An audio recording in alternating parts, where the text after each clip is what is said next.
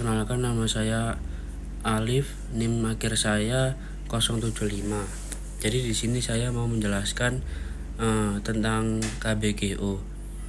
Jadi di sini KBGO itu adalah kekerasan yang terjadi di dunia digital dan ditunjukkan kepada seseorang karena gender atau identitas seksualnya. Bentuknya bisa berupa pelecehan, penyebaran konten intim tanpa izin, ancaman, hingga manipulasi digital seperti deepfake. KBGO sendiri sering terjadi lewat media sosial, misalnya kayak chat atau email. Dampaknya sangat serius, seperti korban bisa mengalami stres, trauma, bahkan kehilangan rasa nyaman atau aman di ruang digital. Kalau kamu atau orang terdekatmu mengalaminya, segera simpan buktinya, laporkan ke platform, dan cari bantuan ke lembaga seperti Komnas Perempuan gitu. Ingat, dunia digital harusnya jadi ruang aman untuk semua, bukan untuk tempat atau ruang bagi kekerasan. Perkenalkan, nama saya Gusti Arya Arvansa Putra, NIM belakang 065. Histori KBGO. Nah, di Indonesia mulai muncul sejak penggunaan internet dan media sosial mulai meluas di awal tahun 2000-an. Awalnya, ruang digital dianggap tempat yang bebas, tapi ternyata banyak juga orang, khususnya perempuan dan kelompok yang rentan, yang jadi korban kekerasan. Bentuknya bisa macam-macam, seperti kriminal, komentar merendahkan, ancaman, hingga penyebaran foto atau video pribadi tanpa izin. Nah, di sekitar tahun 2015-an, isu ini mulai banyak disuarakan oleh aktivis dan organisasi perempuan. Di Indonesia sendiri, Komnas Perempuan mulai mencatat KBGO sebagai salah satu bentuk kekerasan terhadap perempuan yang perlu ditangani serius. Nah, ketika pandemi COVID melanda, hingga semua aktivitas pindah ke online.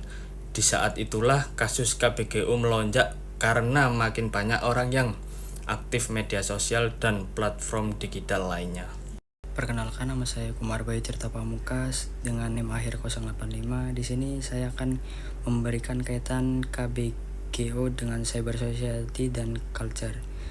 Jadi seiring dengan perkembangan masyarakat dan budaya cyber, norma-norma gender yang ada di dunia fisik seringkali direplikasi, bahkan diperparah di dunia maya. Budaya patriarki dan misogini yang mungkin ada di masyarakat fisik menemukan lahan subur untuk berkembang di platform online yang kurang terregulasi. Jadi norma-norma sosial yang biasa gender di dunia maya dapat menormalisasi KBGO. Cyber culture yang tidak mendukung kesetaraan gender dapat memperburuk dampak KBGO. Jadi kesimpulannya, KBGO dengan cyber society dan culture ini cerminan dari bagaimana masyarakat cyber dan budaya cyber telah terbentuk. Normativitas dan biasa gender yang ada di dunia nyata seringkali direplikasi, bahkan diekserbasi dalam ruang digital. Budaya yang kurang inklusif atau permisif terhadap ujaran kebencian berbasis gender dapat menormalisasikan tindak KBGO. Sebaliknya, upaya membangun budaya cyber yang aman dan setara adalah kunci mencegah dan menanggulangi KBGO. Seperti itu.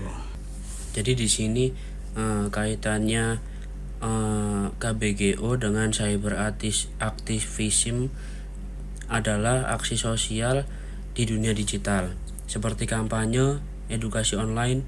Ini sangat penting dalam melawan KBGO, yaitu kekerasan berbasis gender yang terjadi lewat media sosial. Lewat tagar atau postingan, cyber activism bantu menyuarakan kasus KBGO, dukung korban, dan tekan platform serta pemerintah untuk bertindak. Intinya, cyber activism bikin ruang digital jadi lebih aman dan adil, karena suara kita di internet bisa jadi kekuatan untuk perubahan gitu. Terus kesimpulannya, cyber activism berperan penting dalam melawan KBGO. Dengan memanfaatkan kekuatan media digital, masyarakat bisa menyuarakan kasus, mendukung korban, dan mendorong perubahan sosial serta kebijakan. Suara kolektif di dunia maya dapat menciptakan ruang digital yang lebih aman dan bebas dari kekerasan berbasis gender. KBGO dikaitkan dengan anonimitas di ranah cyber. Salah satu faktor utamanya yaitu anonimitas di dunia maya di internet. Seseorang bisa menyembunyikan identitasnya dengan akun palsu atau tanpa nama. Nah, sehingga mereka merasa aman dan bebas untuk melakukan kekerasan tanpa takut dikenali atau dihukum. Nah, anonimitas ini membuat pelaku lebih berani agresif karena merasa tidak akan ditangkap atau dipermalukan.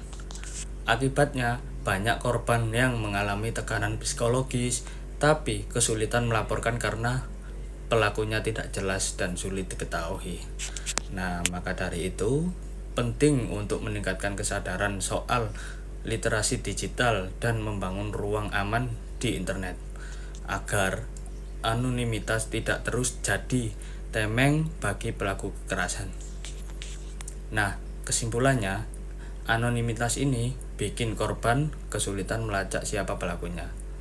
Bahkan, kadang jadi enggan melaporkan karena merasa percuma, gak sia-sia gitu. Padahal dampaknya ke korban bisa sangat berat, baik secara mental maupun sosial.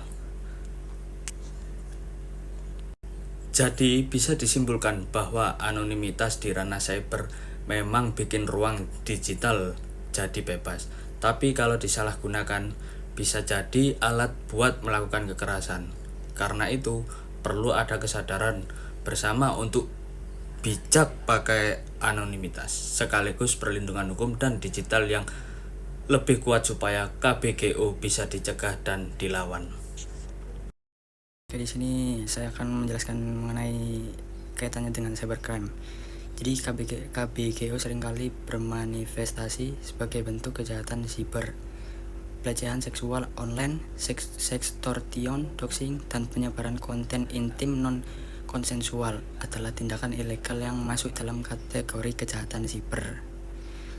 Jadi penegak hukum terhadap KBGO sendiri itu menuntut pemahaman tentang aspek teknis kejahatan siber dan aspek gender dari kekerasan tersebut. Jadi tantangan dalam mengidentifikasi pelaku dan mengumpulkan bukti digital menjadi bagian dari perjuangan melawan KBGO sebagai bentuk kejahatan siber.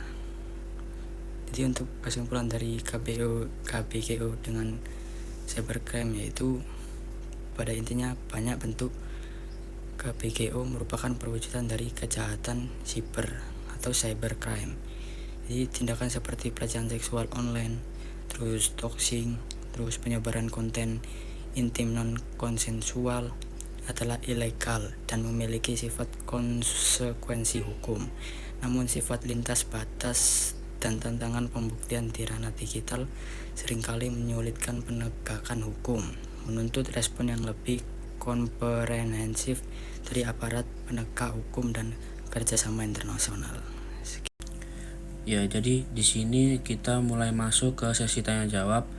Jadi saya mau menjawab pertanyaan nomor 1. Pertanyaannya adalah apakah KBGO itu? Jadi KBGO itu adalah kekerasan berbasis gender yang terjadi di ruang digital seperti pelecehan, ancaman, atau penyebaran konten intim tanpa izin. Terus pertanyaan yang kedua, nomor 2, mengapa hal itu bisa terjadi? Jadi KBGO ini bisa terjadi karena ketimpangan gender, minimnya literasi digital, dan mudahnya akses anonim di internet yang membuat pelaku merasa bebas tanpa konsekuensi. Nah, untuk soal jawab nomor 3 itu bagaimana KBGO masih terjadi di masyarakat. Nah, KBGO bisa terjadi karena faktor yang saling berkaitan. Yang pertama, karena budaya patriarki masih kuat di masyarakat. Perempuan sering diposisikan sebagai objek.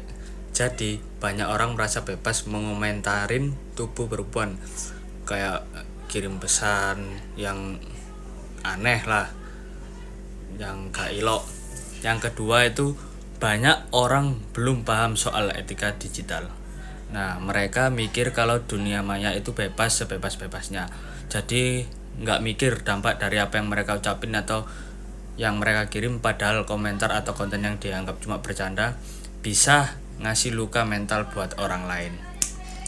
Nah, yang ketiga, anonimitas di dunia digital bikin pelaku makin berani karena bisa sembunyi di balik akun palsu. Mereka ngerasa aman dan gak takut ketahuan. Ini yang bikin kekerasan gampang terjadi tanpa pelaku mikir 2 kali. Nah, selain itu, hukum dan perlindungan terhadap korban masih lemah. Banyak korban bingung harus lapor kemana atau malah disalahkan ketika speak up. Akhirnya banyak kasus KBGO yang dibiarkan dan makin dianggap biasa. Jadi intinya KBGO terjadi karena kurangnya edukasi, lemahnya hukum, budaya yang masih bias gender, dan ruang digital yang belum aman. Nah, karena itu semua pihak harus sama-sama sadar dan peduli biar lingkungan online bisa jadi tempat yang sehat dan aman buat semua. Nah, yang keempat itu apa upaya yang dilakukan menolak KBGO? Upaya menolak KBGO bisa dilakukan dengan berbagai cara, mulai dari ngajarin orang biar melek digital dan ngerti etika di internet, sampai dukung korban buat berani speak up atau ngomong.